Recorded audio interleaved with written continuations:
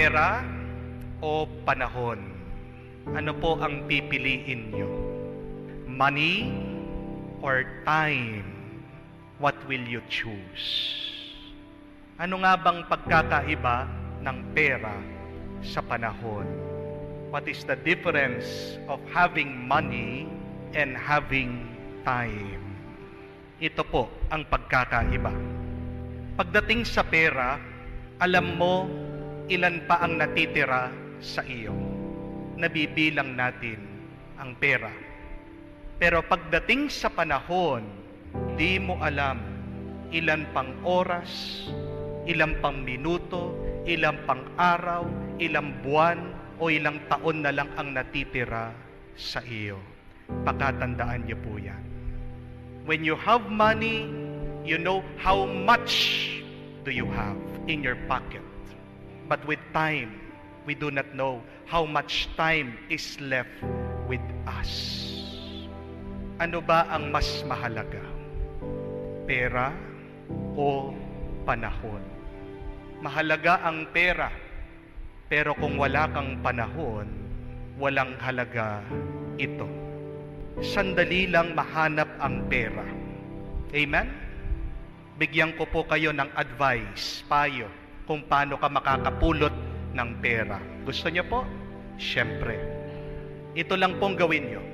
Pagtanong niyo po, sino yung nagpapabless ng bahay? Pumunta kayo doon? Bakit? Kasi pagkatapos ng blessing ng bahay, magsasabog ng pera. Yun, pumulot po kayo. Kahit piso lang, jackpot ka na. Kasi tandaan natin, nung tayo ay isinilang sa mundong ito, wala tayong saplot, wala tayong dinadala. Dapat masaya ka. Meron kang piso. Kahit sentimo lang yan, masaya ka dapat. Ang pera pwede mong pulutin.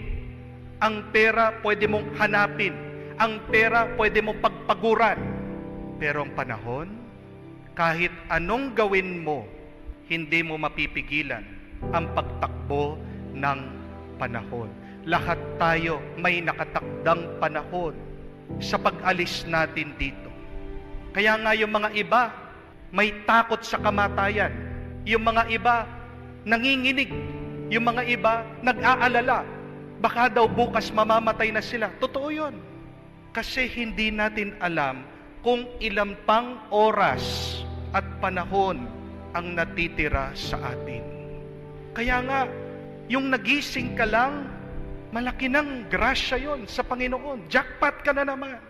Pero ano ba ang dapat nating gawin dito sa panahon na pinagkaloob ng Diyos sa atin?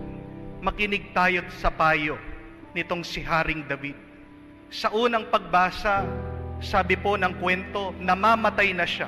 Bago man siya namatay, binigyan niya ng payo ang kanyang anak, si Haring Solomon.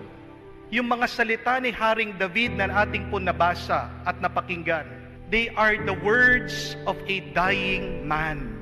Mga salita ng taong malapit ng mamatay. At ang ganda, napakahalaga, makinig ka sa mga salita ng taong malapit ng mamatay. Bakit?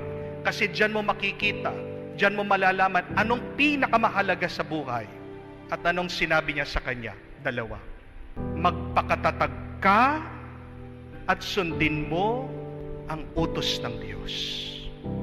Be strong, be steadfast, and always follow the statutes, the instruction of the Lord. Bakit kailangan sundin ang utos ng Panginoon?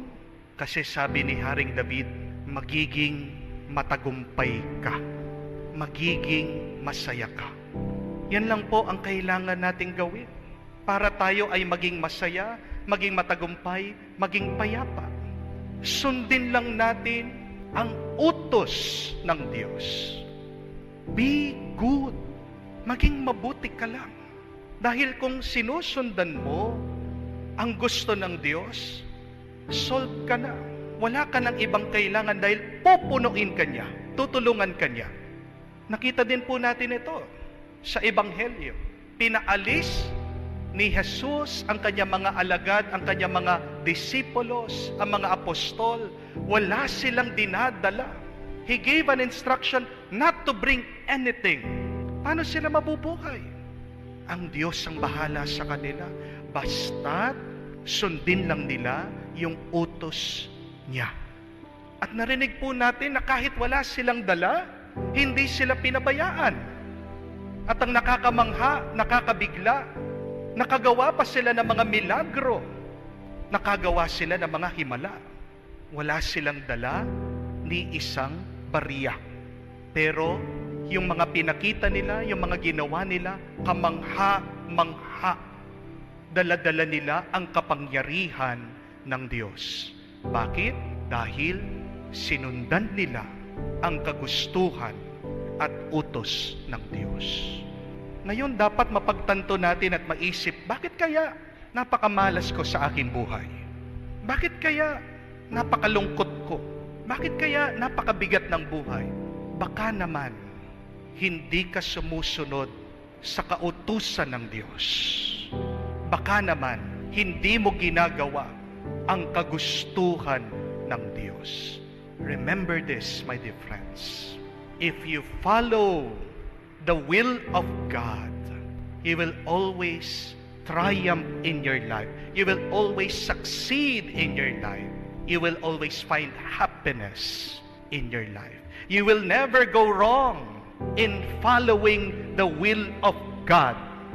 Hindi ka magkakamali kung susundan mo, gagawin mo ang kautusan at kagustuhan ng Diyos.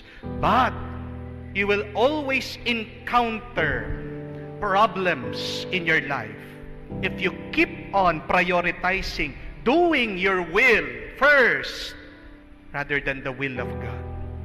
Kung palaging inuuna mo yung kagustuhan mo, maghanda ka, magkakaroon ka ng problema. You will always be happy if you follow God's instruction, if you follow God's law, if you follow God's will. May kausap po ako. Kwento niya sa akin dati, nagtatrabaho po siya sa casino. Kinausap po sila ng management. Nadadayain nila yung mga laro. Kung susunod sila, bibigyan sila ng bonus. Tigti 300,000. Napakalaking halaga. Ito pong mga kasama niya, pumayag. Sino bang hindi mapapapayag? Napakalaki ng pera. Sayang. Makakatulong na sa iyong pamilya.